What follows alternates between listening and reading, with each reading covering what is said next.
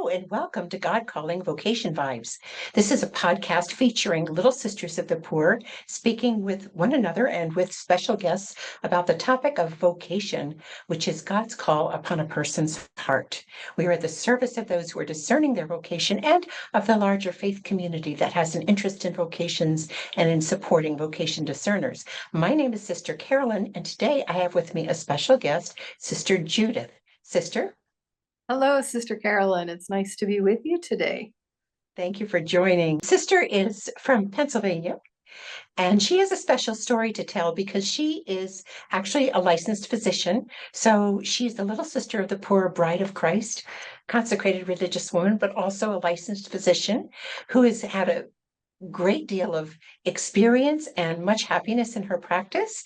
But so you may ask, how did she end up being a little sister of the poor? Let's have her tell the story and also talk about the risk, because as we all know, young women and men who work in the world for several years before they enter formation have started their careers, have started to build up their future, and it's somewhat of a risk to say yes to God. In fact, the Center for Applied Research in the Apostolate has put out recent research that shows that 67% of those who enter priesthood or religious life have spent several years at least of full-time employment. So then what do? Do you risk what you've built in order to say yes to God? Sister Judith, help us out on that question.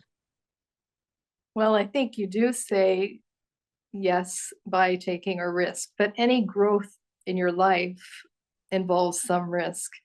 For me, I knew when I was 14 or 15 that I was called to religious life, but each community that I visited, whether it was in high school or college or beyond, I always liked the sisters, but I couldn't imagine myself as one of them. And I prayed, I saw a spiritual director, and I was just advised to keep praying. The Lord's going to show you. When I was in college and then in medical school, because I knew I wanted to be a physician, actually, I was torn. Do I want to become a sister? Do I want to become a physician? My family said, God gave you a good mind. And they were not interested in seeing me as a sister at the time. In any case, I went on to medical school, residency, started a family practice in central Pennsylvania, and really, really loved it. And I loved my friends. I loved my parish community, the choir, so much about my life I loved. And there was always this inkling that the Lord was calling me for something else. I was very involved in my parish. I went on mission trips with different religious communities. But nothing ever clicked. And then one day I was at the hospital, and in front of my line of vision where I sat to look at patients' lab results was the Wall Street Journal. And I went to move it out of my way, never ever having read it. And I saw two little sisters of the poor, a community I had never heard of, sitting there. And I started reading this article about a community in Pittsburgh called the Little Sisters of the Poor. Later realized this is an international community, but this particular article was written by one of the friends of the home in Pittsburgh.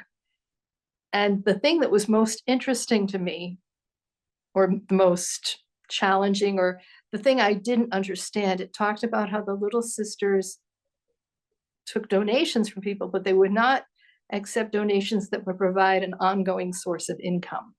And here I was, I'd been in medical practice by this time for 18 or more years.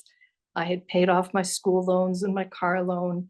My house was paid off, and I had started to invest money, hoping that in retirement I would have ongoing income. And so this part about not accepting legacies that would provide ongoing income made no sense to me. And I asked if I could take the newspaper home. It was a Monday, and this was the weekend edition, and they said, sure, take it home. 2 weeks later, I was in communication with the priest who had helped me on what I called my midlife crisis retreat, and with whom I had continued spiritual direction both by email and then by going several hours to see him maybe once a month. And he asked me, when I was talking about something unrelated, he said, well, have you ever thought about the Little Sisters of the Poor? And I said, I never even heard of them until 2 weeks ago when I read this article in the Wall Street Journal. He said, they're in Pittsburgh and, you should try them out, see what they can do for you. Anyway, making a long story short, I went and visited, spent time with the sisters, and something that the Mother Superior said that was incredibly helpful to me: whenever you're going to make any kind of a decision, not just about your vocation in life, but something very serious, it's good to make a pro list and a con list. The things that would make me happy about choosing this and the things that would potentially make me unhappy about choosing this. And it's just a way of looking at things and being able to look back, read over them. So some of the things that were on my list, just silly, ridiculous things now that I think about it. On the con list of becoming a little sister, never to have pizza again. I was a real pizza fan. Well, as a little sister, I have pizza as much or more than I did before I was a little sister. Now, I don't get to choose when I'm going to get it. I don't choose the flavor, but I'm with my sisters and it really doesn't matter. So I went and visited the Little Sisters several times, and I said, Lord, I know you've been calling a long time. It seems this care of the elderly poor, it could fit in with my background. And I think that you're really calling me to this. I really need to try it. I became so convinced and so magnetized by his call that I thought, I'm willing to risk everything to see. I got to a point where I feared regret for not having tried more than I feared failure. That was an amazing grace God gave you, because people think, well, you're a happy practicing physician. Everything's going great for you. You owned your own building, right? It wasn't that you were not enjoying what you were doing. You were practicing the healing ministry of Christ in a very concrete way. But sometimes God draws our hearts to more, and it's a huge risk in the eyes of today's young men and women. But God put it in your heart to realize that it was worth risking everything to give yourself to him. Yes. Grace. Some people have asked, so did you ever consider what would happen if you got into the congregation and realized it wasn't your call? And initially I said, well, no, I really haven't thought about that. And actually, the sister who asked me, I was actually internally angry, because I thought, I'm old enough to know what I want and what the Lord wants of me. Surely I can't be that far off track. But I really felt she was discouraging me. And now I'm very grateful that she asked that question. The natural answer to me, and what I told her, it's not like I don't have a marketable skill. I probably wouldn't go back into private practice after 20 years of being in practice and building it up and then giving it all up. But I could go with my sister. I could go to another practice. I could go to an urgent care. But surely I could find something, but I don't think that's going to be necessary. But I had that always in my heart when I became a postulant. If I had a bad day and I thought, maybe she was right, maybe this was wrong, those minutes or hours, or the most it would ever last was a good night's sleep, and in the morning everything looked great. So, but I'm grateful that she asked the question, and that I thought it through. And doesn't that happen in any vocation? I am sure there are times when a busy mother or father can feel frazzled with the demands of their beautiful vocation, and it can give you pause, but deep down, you've responded to the vocation that God has placed in your heart. And what a joy that is. Absolutely. So you mentioned one thing when you first started about how your family thought, well, you're thinking about religious life, you're thinking about medicine. And they said, but you have a good mind, go for medicine. And that is really a misconception of a lot of people, that if you have a good mind, you should do this. But God gave each person a good mind. And we have so many gifted little sisters of the poor and other congregations too, so many, many gifted women and men religious who have built hospitals and established educational systems and so forth throughout the history of our country, and similar things in other places in the world. And sometimes I think God chooses those who have the mind and heart that he desires for the vocation. So it's important not to let oneself be misled, because God chooses very special people for marriage. God chooses very special people for consecrated single life. God chooses very special people with bright minds and humble hearts to live as consecrated religious women and men. So sometimes the standards that the world has are really not Christ standards. I think that's absolutely right. And I also think my family came around. I think my father was always, do what makes you happy. My siblings were like, whatever. But because it took me so long to finally make a decision, I remember calling my brother and telling him, I've decided to enter religious life. And there was a silence, brief. And he said, now? And I said, well, within the next few months. And he said, this would not have surprised me at all 3 or even 5 years ago. But now you just bought a building.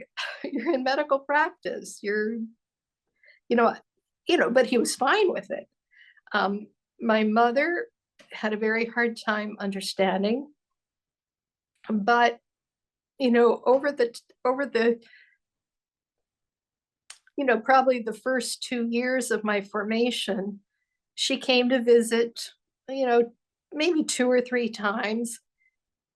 And I think each time she left, she had the sense that I was very happy doing what I was doing. And I think especially at my profession, she saw how happy I was and fulfilled. And, I made profession with 3 others, how happy they were, how um, joyful the whole congregation was on this day where these women were giving their lives to the Lord. Uh, so, there's the time has to be right, I guess, is what it really boils down to. Yes.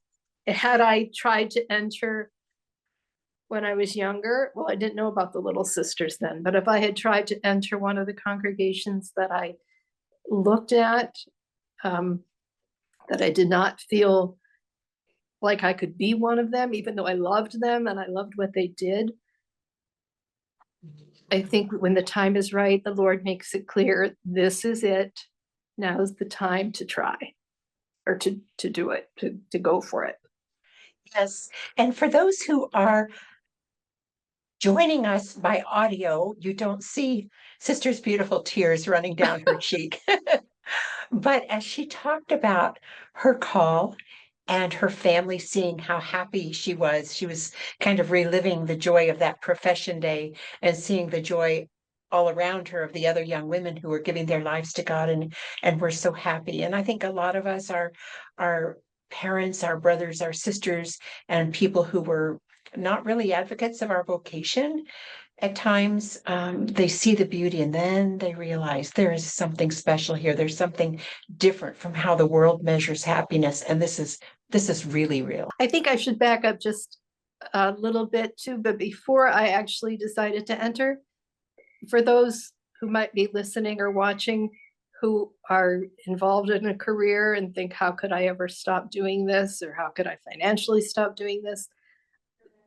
Because I had just purchased a building, I mean, we're talking very, very close. I met the Little Sisters on February 15th, and I had moved into a new building that I was purchasing 2 weeks prior to that.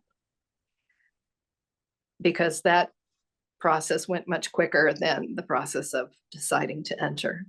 So then I was left with a huge mortgage on this building. So everything else was paid off, but I couldn't possibly enter without making provision for the mortgage. I was hesitant to put the practice up for sale because if it didn't sell, all my patients would have already seen that I was planning to leave and would have gone to another physician. And here I am with a building to pay for and patients that are scattering. So I made a decision to put my house up for sale.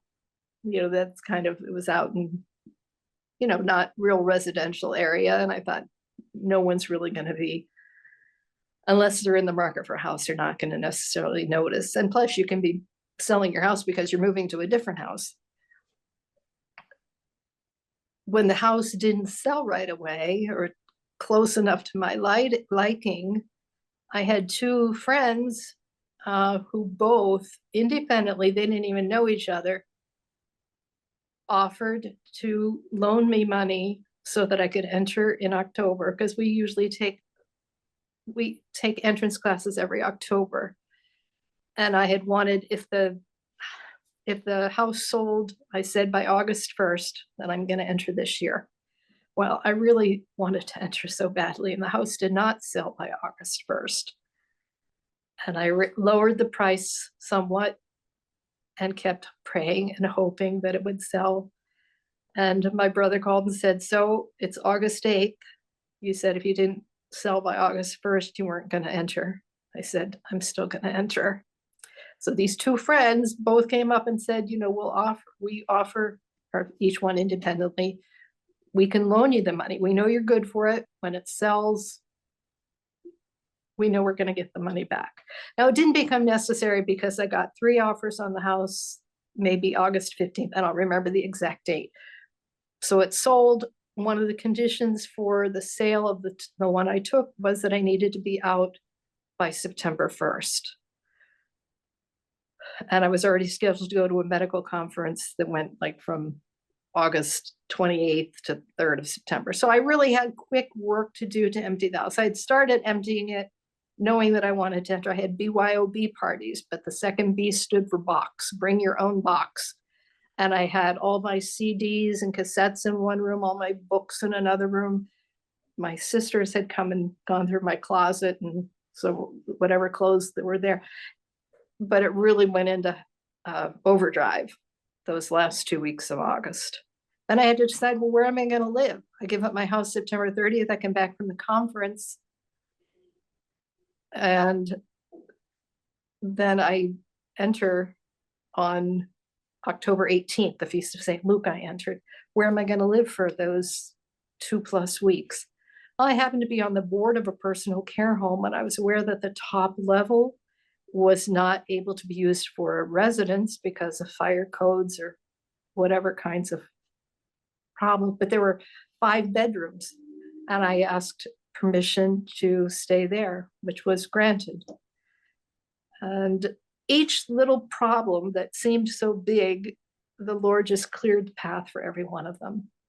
And that's why I entered very happy and very calm. And within a couple months of my entrance, the building did sell. I was able to negotiate with a physician with whom I had cross-covered prior to my entrance. He agreed to take on the records of whatever patients I had, and they could either choose to see him or he could forward the records to the physician of their choice. So that all worked out. God really sent you the help you needed. He did. Yes. And Yeah. for those who don't know, the date that she chose, the Feast of St. Luke is the patron saint of physicians. And so that was very appropriate. And just another point of interest kind of makes me smile when you're talking about how your parents reacted and what their hopes were for you. And when I told my family, my dad would rather I be a doctor. And my mom was, hey, whatever. She was busy raising 7 kids, and but God has a plan, and He always uses our talents and our skills for His purposes. So, could you comment on that a little bit? You're able to use your medical skills and, of course, your medical knowledge in some aspects, but you are able to, well, you have a much fuller healing practice. So, it's one of the worries and one of the concerns of discerners that some of their gifts may not find a use within the community. And, I'm a firm believer that God doesn't necessarily call you to a community that does what you do specifically. That's not a criterion for happiness. He has a plan for how he's going to use those gifts and that knowledge. Could you comment a little bit on your experience of that? Yes, I think when I first entered, I had hoped that I would use my medical skills on a daily basis. And so at my first assignment, which was in Scranton, Pennsylvania, I did have a panel of patients, all of whom were not on the unit that I was in charge of. And I had a great relationship with the medical director so that he agreed to cover me when I was on retreat. I agreed to cover him whenever he was away. And I would see his patients on weekends. If someone had trouble during the midnight, here I am, I'm only through the double doors to the convent. I can come over and check them out, do what I need to do, avoid hospitalization if we can, which we did several times. Once I left Scranton, I went to France. And of course, I can't practice in France with a Pennsylvania medical license. So for the 2.5 years I was there, I did not practice medicine. And when I came back, I was in Palatine near Chicago. I was able to get a medical license in Illinois and the malpractice, but did almost nothing. I was very busy taking care of the needs of my infirmary residents. So while I wasn't taking care of them medically, I know that the knowledge that I had as a physician and the skills that I had learned about critical thinking and organizational skills, those all came into play on a daily basis when I was in Palatine. At the end of that year, when it was time to renew the malpractice, I went to my superior and said, we spent, I believe it was about $10,000 to cover my malpractice on a part-time basis. And I can count on my two hands how many people I saw. So I don't think this is a good stewardship to be spending this much money of our benefactors' money given for the residents for me to have malpractice when I'm not really going to be practicing medicine the way I would if I were paying this out of my pocket. So we made a decision together that we would not get malpractice. The next assignment I had was in New York, where my understanding is you don't need malpractice, certainly it's recommended, but we chose not to get malpractice. And the most helpful thing I think I did during my 6 years in New York was to pronounce people dead. Because in New York City, the body cannot be released to the funeral home until a physician has pronounced them dead. How ridiculous that is, but it certainly was helpful. So when the doctor got a call on Christmas morning that so-and-so died, they could just call me to do the death certificate and to get the body removed from the home so that funeral arrangements could start up. So I think that the thing that I've loved the most about the other assignments I've had is using my musical skills. I've always had a love for music from the time I was a child and learned to play the piano. My first real job outside the home was playing the organ for morning mass, and taking home a paycheck of $25 a month for 6 masses a week just seemed to me wonderful. Now that I'm a little sister, different communities that I've been in different homes, we have need for organ for our divine office celebrations 2 to 3 times a day for mass every day. And so I'm getting a chance to play the organ for that. And that's a use of, my parents spent a lot of money training me sending me for lessons. And I'm glad to be using that now. Yes. So God gives each person many gifts, and he does find a way to use them in the vocation to which he calls them. And I can't help but think how Sister Judith and each of us little sisters of the poor, we are kind of a midwife for souls. And so the healing that Sister Judith does as a little sister physician is more than treating residents slash patients. It is more than at the end of the person's earthly life. It's a whole work of healing, deep healing, and preparation for eternal life. And that's kind of like when Jesus had people rise from the dead. And what a marvelous thing it is to be able to participate with him in that beautiful, beautiful mission of guiding people to new life. And so thank you, Sister Judith, so much for sharing about your discernment journey, and your practice and your musical skills.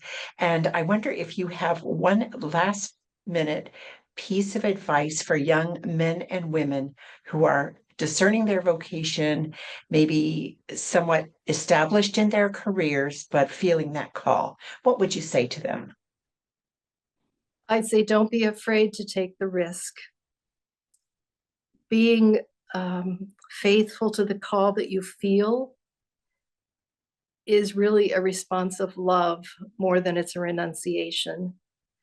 You can risk all for Jesus. If you're making the wrong decision, he'll make that clear to you, and you might need to retrace your steps. But if you've listened well and you're following him in faith, he's going to fulfill your life beyond your wildest imaginings. Yes. Thank you so much, Sister Judith. And I want to thank all of you for watching or listening. We want to thank you for your support and prayers for vocation discerners out there. This is God Calling Vocation Vibes, and we can be reached at LSPUSA-Podcast@gmail.com. So please consider liking and sharing and following our podcast for the sake of vocations and for the glory of God. But you can also reach us if you desire vocation discernment or you wish to be connected with resources. So again, it's LSPUSA-Podcast@gmail.com. We thank you, and we look forward to having you join us for our next episode. In the meantime, please be assured that Sister Judith and I and all of our little sisters and residents join together in praying for each one of you that you may find great joy in the vocation to which God has called you.